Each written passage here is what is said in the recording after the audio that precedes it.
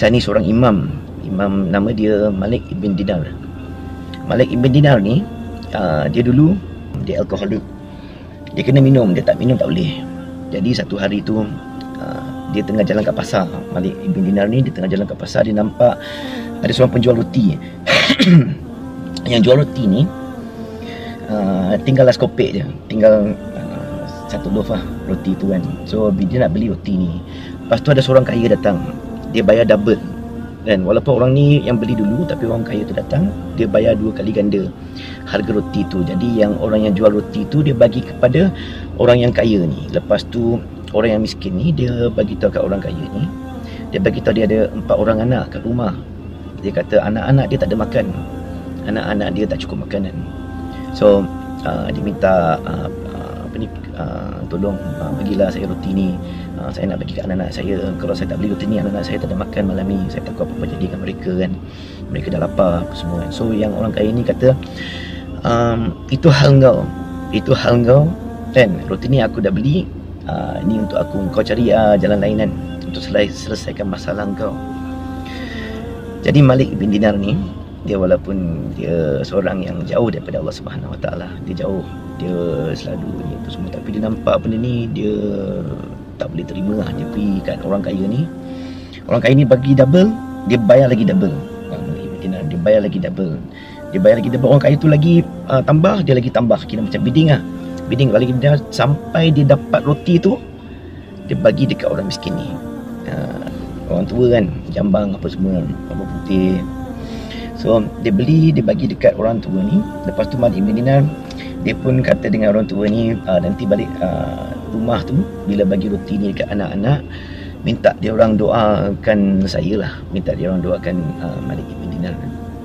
So jadi mereka pun doakanlah. Yalah, sebab kenapa Malik bin Dinar kata begitu? Sebab dia tahu dia jauh dengan Allah Subhanahu Wa Taala. Dia tahu ini kalau esok meninggal ni, dia tahu tempat dia kan, dia tahu ikut hukum-hukum dia memang tahulah. Dia tak ada harapan apa semua. So satu kebaikan tu yang dia buat masa tu. Lepas tu dah sampai masa lama Malik bin Dinar ni, dia pun ingin kahwin, dia pun ingin seorang anak juga. Sebab dia pun dia nampak orang ada anak-anak semua. So dia ingin ada seorang anak lah. So jadi lalu dia kahwin. Lepas dia kahwin, dia ada seorang anak lah. Anak dia nama Fatimah. Anak Malik bin Dinar nama dia Fatimah. Fatimah ni, bila Malik bin Dinar ni bila dapat anak tu, dia punya syukur, dia punya kasih sayang dengan anak dia tu memang tak ada kata-kata lah. Kita pun tahu anak-anak kita kan, kalau kita nampak anak-anak kita sakit, kita rasa ya Allah, baik berilah kesakitan tu pada saya ya Allah. Kalau kita nampak anak-anak kita melalui apa-apa kesusahan, ya Allah, biarlah saya yang melalui kesusahan tu. Kita tak nak nampak anak-anak kita, apatah lagi kalau kita hilang seorang anak.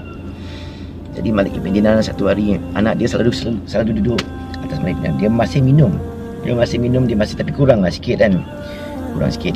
Jadi bila dia minum, anak dia tolak tangan dia. Dia kata dia tak suka apa yang dia buat. Anak dia selalu tegur dia. Satu hari anak dia jatuh sakit. Anak dia masa tu umur dalam 4 ke 5 tahun je, masih kecil lagi. Anak dia dah jatuh sakit. Lalu dia jatuh sakit, anak dia pun kembali pada Allah Subhanahu Wa Taala. Malik bin Dinar masa tu dia lagi, dulu dah jahat kan. Ni lepas satu Allah Subhanahu Wa Taala bagi satu seseorang dalam hidup dia, tapi dia tak hargai sampai dah hilang, dia lagi teruk, dia lagi kuat minum, dia lagi sampai satu hari dia minum sampai dia pingsan. Sampai dia pingsan. So bila dia pingsan tu, dia mimpi Yaumul Qiyamah tu, Day of Judgment, hari pengadilan kan. So dia nampak semua orang dekat padang mahsyar kan, dia nampak semua orang kat padang mahsyar masa tu. Malik bin Dinar ni pada masa tu dah sampai turn dia, malaikat panggil,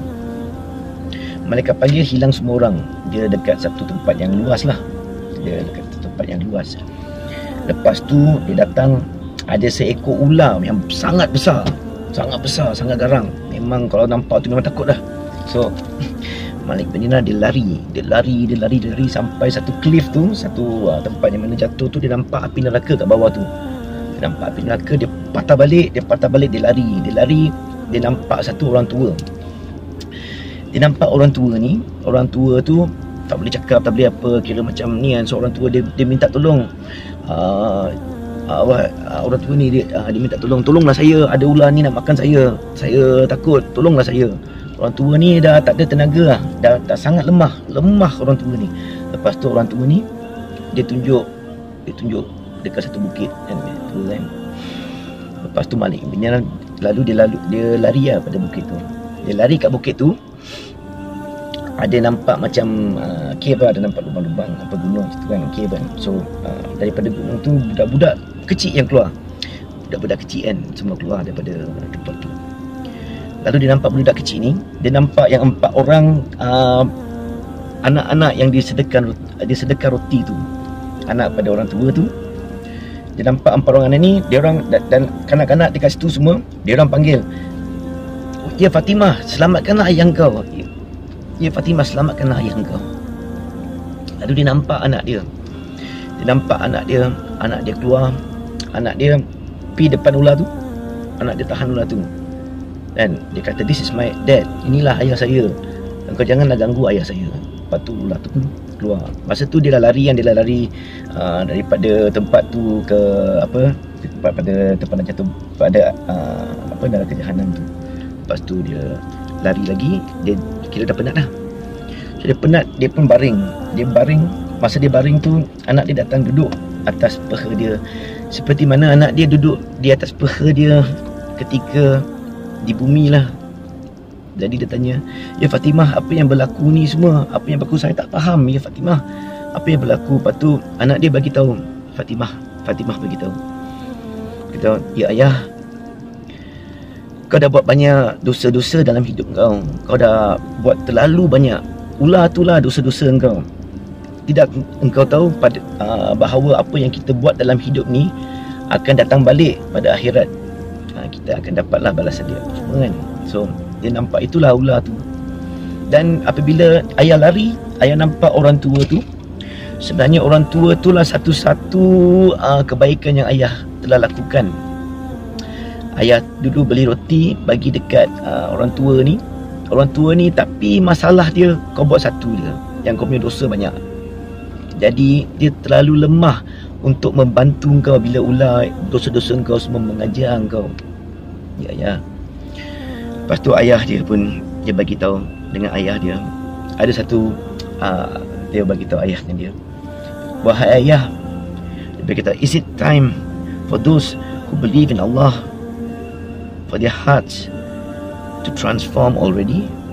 Maksud dia, tidakkah sampai masa dia untuk mereka yang beriman pada Allah Subhanahu Wa Taala, untuk hati-hati mereka berubah dan kira kembali taatlah pada Allah Subhanahu Wa Taala.